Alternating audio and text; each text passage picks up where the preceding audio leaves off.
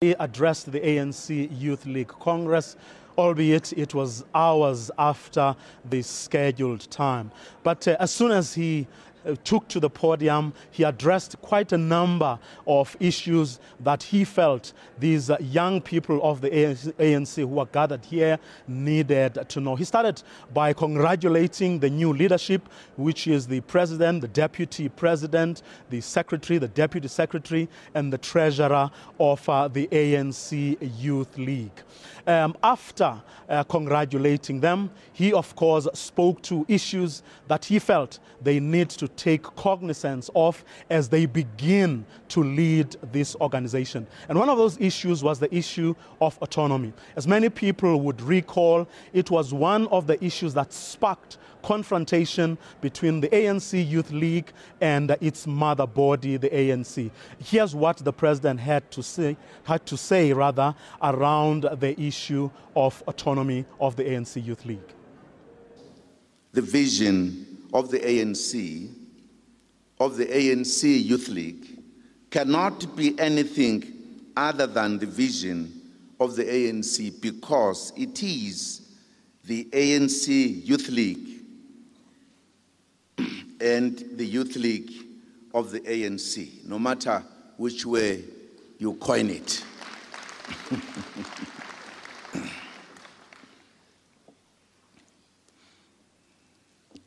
I'm saying this because by now you should know that once the ANC Youth League or elements of it begin to emphasize the autonomy of the ANC Youth League, you must know they are thinking of breaking away. Absolutely. Well, there's no need to do so. The autonomy is known. The ANC is big. It has leagues that belong to it. But when did the wheels come off? Well, the president of the ANC had his own take as to when things went wrong and how. And here's what he had to say around that particular issue. Then I heard some voices saying, Mangaung. That's where things went wrong. And I want to underline this because it is important for you. Because when we think you have reached a turning point, we should be saying with confidence, what happened in Mangaung? You started a culture that was never there before. I remember I came as I've come now to address you.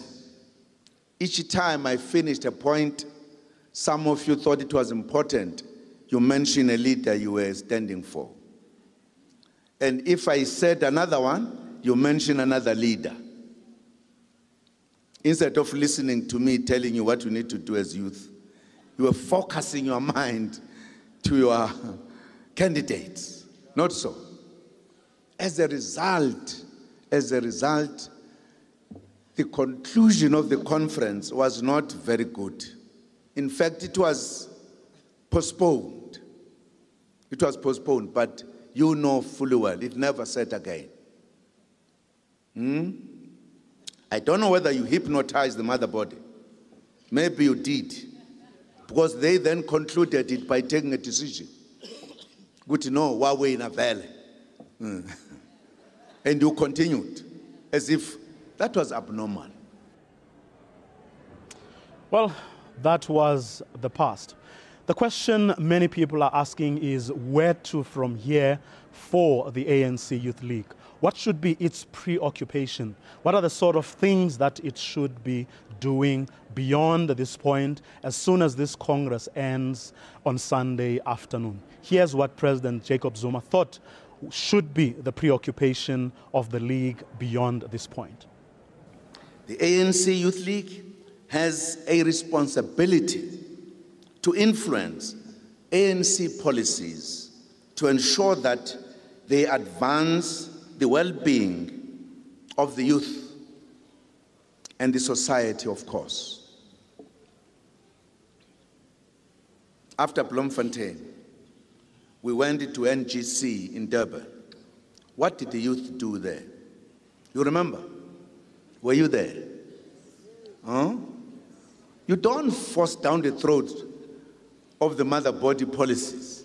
You persuade them. You must have the skill to persuade them to see the point as they've always done. Because once you think we are something, you know, after Durban, in the conference which was held here, you called yourself the vanguard of the workers. My babu. Tixo wase George Koch.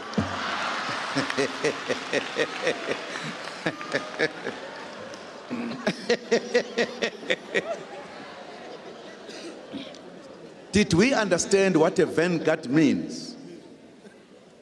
And the history of the workers? No, nani ikhulumela nje. Ngoba kumnandi. Wanda msebenzi.